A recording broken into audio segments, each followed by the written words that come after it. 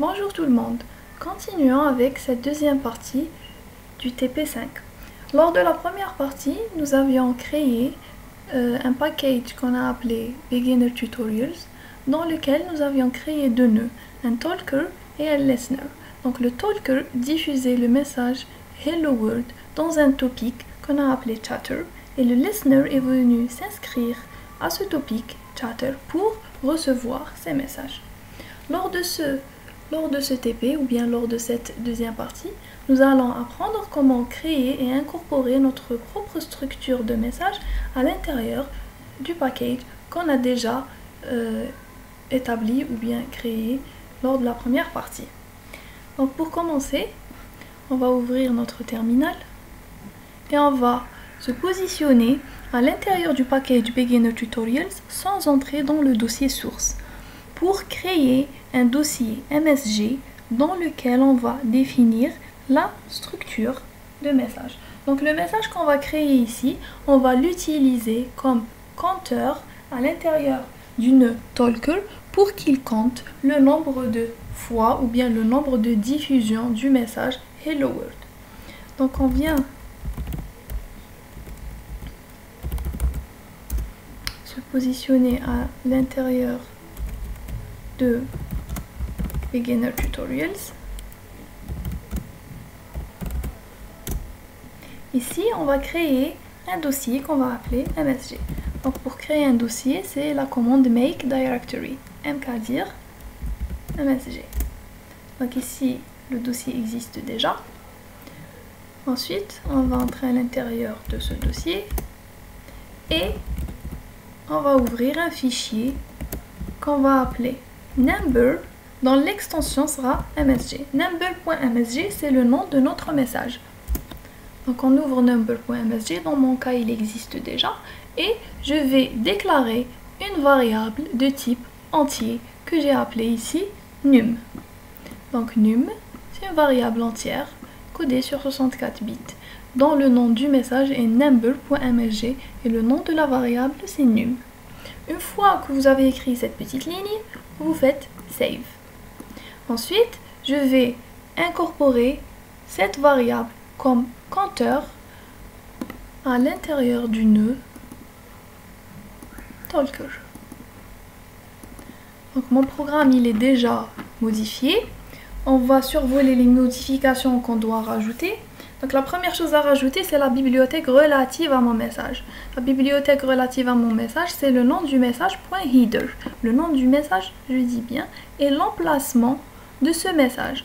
Donc je dois inclure number.header qui se trouve à l'intérieur de Beginner Tutorials comme bibliothèque dans mon programme existant de talker. Ensuite, à l'intérieur de la boucle de mon main, donc ici on est dans le main, à l'intérieur de la boucle while, juste en dessous de la diffusion de notre message Hello World, on va suivre les mêmes étapes pour diffuser un message entier ou bien un compteur. Donc je vais créer une variable counten du type number, donc counten est autre qu'un entier. Counten, il va recevoir le x, c'est un x que j'ai déclaré au début de mon programme et auquel j'ai assigné 0. Donc mon x c'est le compteur. Counten reçoit x, je publie la variable counten et j'incrémente mon compteur. Donc à chaque fois qu'il y a diffusion de Hello World, il y a incrémentation de mon compteur. Ensuite, pour pouvoir publier cette variable, je ne peux pas la publier dans le même topic dans lequel je suis en train de publier la chaîne de caractères, sinon les deux s'écraseraient. Je dois créer un autre topic. Donc pour créer un autre topic, je dois l'assigner à un certain publisher. Donc je crée un publisher que j'ai appelé pub. Ce publisher il est en train de faire de la publicité et il a de la visibilité à travers le node handle m. Donc qu'est-ce qu'il fait mon publisher? Il est en train de publier des entiers ou bien des messages de type number ou dans un topic que j'ai appelé counter. Et donc ici, on voit bien que pub.publish représente la publication de la variable counting qui reçoit le x qui est le compteur et counting elle est de type number. Voilà, donc c'est en gros les modifications qu'il faut apporter. Après avoir ajouté ces lignes, vous faites save. On ne va rien modifier à listener. On va passer au cmakelist.txt pour rajouter aussi des modifications. Donc on reprend notre cmakelist. Les deux premières lignes ici restent inchangées. Ensuite on passe à la séquence find package dans laquelle on trouve les dépendances de notre package, donc le ROS CPP, le ROS PY et le std-msgs.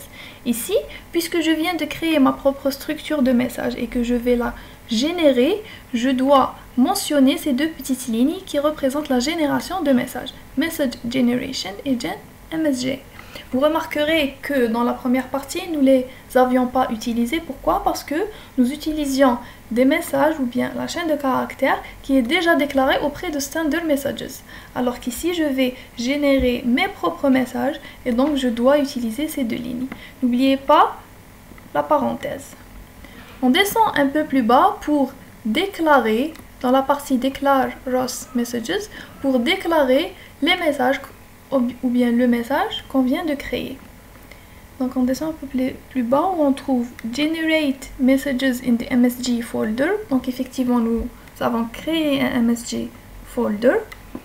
Ici vous décommentez Add Message Files, vous décommentez Files et ensuite vous allez trouver message1.msg et message2.msg. Donc vous décommentez message1.msg et vous remplacez message1 par number, puisque notre message à nous, il s'appelle number. N'oubliez pas de décommenter la parenthèse aussi. On descend encore un peu plus bas. Donc, je dois rajouter les dépendances de la génération des messages. Donc, mon message, il contient des entiers. Il dépend de quoi? Des standard messages. Si vous n'avez pas cette ligne, vous la rajoutez. Mais en principe, vous l'avez. Vous n'avez qu'à la décommenter. Vous la trouverez après Generate Added Messages. Il nous reste une modification. Donc avant la section build, vous la trouverez avant la section build.